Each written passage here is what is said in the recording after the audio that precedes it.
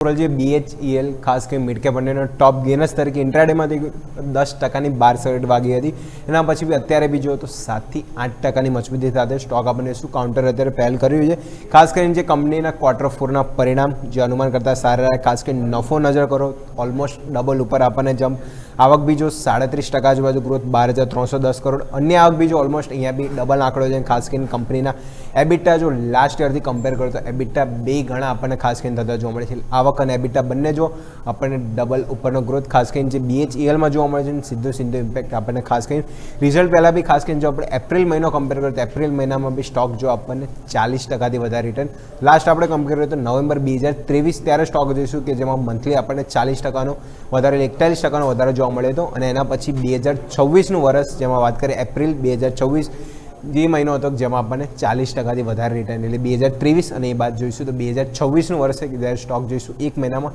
40%થી વધારે રિટર્ન આપણને BHEL અને જોઈશું નાવ 52 હાઈ ખાસ કરીને આ સ્ટોકમાં જોવા મળ્યા હતા. ખાસ કરીને જોઈશું સૌથી આપણને જોઈશું બેસ્ટ ક્વાર્ટર જોઈશું આ કંપની માટે ખાસ કરીને આ જોવા મળે છે, કારણ કે એબિટા આપણે જેમ વાત કરીએ ડબલ ઉપરનો ગ્રોથ ખાસ કરીને જોવા મળ્યો છે. અને કંપનીના Q4ના પરિણામ આપણે જોયું લાસ્ટ ક્વાર્ટર આપણે કમ્પેર કર્યો તો જે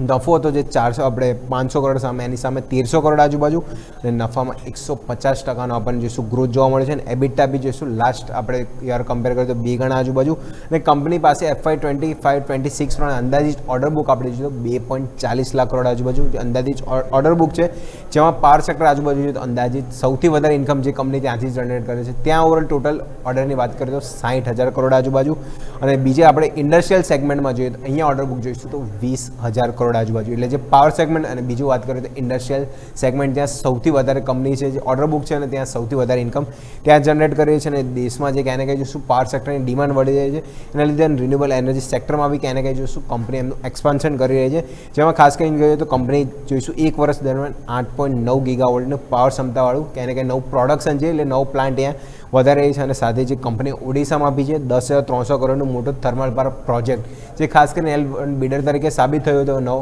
પ્રોજેક્ટ પાવર છે જે ખાસ કરીને અહીંયાથી નવું બનાવવા જઈ રહી છે. તો ક્યાંને ક્યાંય સીધો સપોર્ટ જે પાવર સેક્ટરમાં જે પ્રમાણે કંપની એક્સપાન્શન કરી રહી છે એનો જ ક્યાંને ક્યાંય જોઈશું સપોર્ટ Q4ના પરિણામમાં બી જોવા મળ્યો. આની સાથે કંપની પાવર સેગમેન્ટમાં જો જે બીજાને સેગમેન્ટની વાત કરીએ તો ડિફેન્સ સેગમેન્ટ અને ખાસ કરીને આપણે જોઈએ તો રેલવેમાં બી ખાસ કરીને કંપની એમનું કામકાજ વધારી રહી છે. ડિફેન્સમાં જોઈએ તો જે ન્યુક્લિયર પ્રોગ્રામ જે ન્યુક્લિયર રિએક્ટર છે જેમાં જે ટર્બાઇનનો ઉપયોગ થાય છે એ બી એક આપણે સપ્લાયર જોઈએ તો જે BHEL જે સૌથી મોટું નામ છે જે ટર્બાઇનનું સપ્લાય કરે છે, જે ન્યુક્લિયર આપણે સેગમેન્ટ એટલે પ્રોગ્રામમાં જેનો ઉપયોગ થાય છે તો ત્યાંની બી ડિમાન્ડ વધારે છે. અને ખાસ કરીને કંપની જો જે પ્રમાણે જોઈશું કે રેલવે વિસ્તરણ એટલે ખાસ કરીને જે રેલવેમાં બી નવા ડિપાર્ટ એટલે એમાં બી જે કંપની પાસે ઓર્ડર બુક છે ત્યાં બી જોઈશું વિસ્તરણ કંપની જે પ્રમાણે એક્સપાન્શન કરી રહી છે તો